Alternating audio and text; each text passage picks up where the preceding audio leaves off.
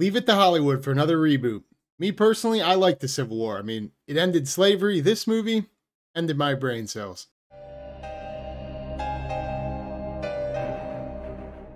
So Civil War is the most recent movie directed by Alex Garland, and he's actually responsible for one of my favorite movies of all time, Ex Machina, but it's also responsible for one of the movies I think is one of the worst movies ever made, Men. So obviously his movies are pretty divisive in nature. And to me, the opening scene of this movie was the ultimate red flag. They played this music over a clip, and I don't think the music fit thematically at all what I thought I was going to be into with this movie. But in the movie, you follow around the group of journalists who are trying to do their modern take on like a civil war where the country's divided. They're traveling state to state on their way to DC, and they're trying to capture all of the action live from within, kind of give a little bit of a detail of what's happening with the war. The two main journalists are Kirsten Dunst and Wagner Moira. They're the ones who are going to be the leads of this, and there's kind of a girl who joins them at some point, and she's kind of their protege. And Kirsten Dunst's character, the lead, she's kind of the hardened veteran. She's won awards. She's kind of dead inside. She'll do anything to get a shot. While the younger girl, she's kind of her contrary. You know, she's lively. She's emotional. She kind of can't get into the photography because there's so much bad stuff going on. It's kind of like she can't distance herself from it once she's doing it. And as like the majority of this movie, when I describe that, it's not such a subtle difference, and there's nothing subtle about this movie. Everything about this movie is right in your face. You kind of know exactly what they're trying to tell you. They make it pretty obvious. This entire movie in general looks really good, and it sounds really good. Like the cinematography is on point. You can tell they really know what they're doing when it comes to framing these shots, the shadows, the sound effects, all effective. The acting, I guess, is fine. I really didn't think there was much for the actors to do and portray. I mean, all their characters are doing is kind of walking around and taking pictures city to city of the war. It's pretty repetitive, honestly. Kirsten Dunst's character is the main, really has no emotional expression at all because she's dead inside. So, I mean, her character's just kind of stone-faced the entire movie. Not a knock on her, I'm a fan. Just the way she was written, can't really do anything. When it comes to the crux of the issue I had with this movie, there was a question that entered my head about 15 minutes into it, and it never left me past the credits, and that was, what is the point of this movie? Why am I watching it? And even now as I sit here and I kind of ponder what I want to say about this movie, question remains, no idea why this movie got made. Because as we all know, this movie's called Civil War. So you go into it expecting like you're going to get something about the divisiveness of the country. Maybe you're going to get some action, anything.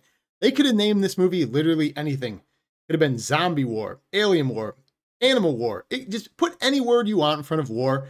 Because all it was a bunch of journalists traveling around taking pictures of things and, you know, documenting what's going on. You could have made a war about anything. There's absolutely nothing tied to the Civil War political aspect at all in this movie. And to me, that's the biggest miss. When you have a movie like this titled Civil War, you have so many elements you could do. You could say profound things. You could show us things we don't know.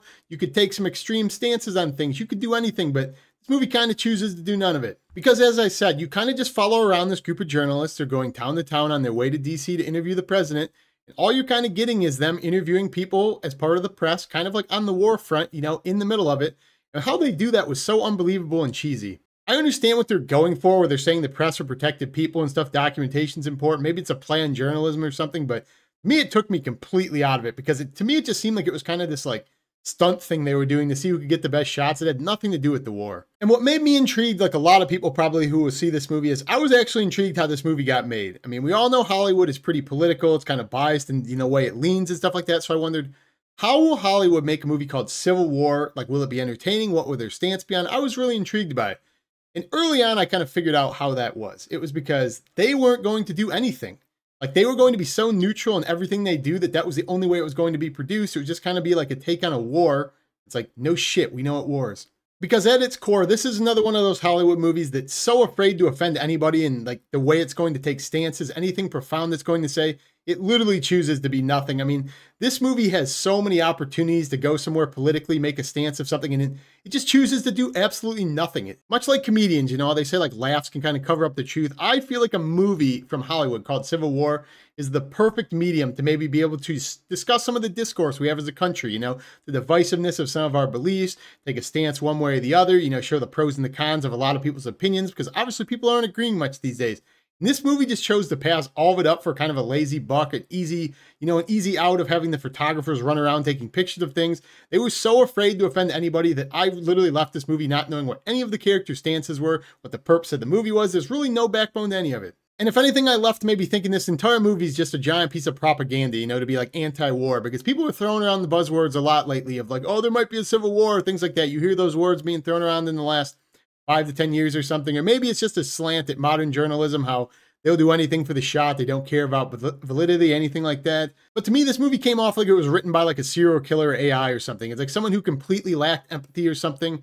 And the only way they could actively learn about war and how bad it was to just see pictures and pictures over and over again of like heinous acts and stuff to grasp how bad war is. Like, no shit. Like, do you have any empathy? Like, we don't want to go to war. Nobody likes war. That's why we're happy it's peacetime. But it's like, seriously, have a little subtlety. And just doing this review, I know it feels like I'm probably laying it on hard into this movie and stuff. It's like, I don't know what the plot was. I literally don't know. They're going to DC to interview the president, and all they're doing is traveling and taking pictures. There's really no grander purpose to this in this movie. There was one scene in this movie that almost redeemed a little bit of perspective for me in this movie. It was the scene with Jesse Plemons they teased in the trailer. You know, he was in Fargo with Kirsten Dunst.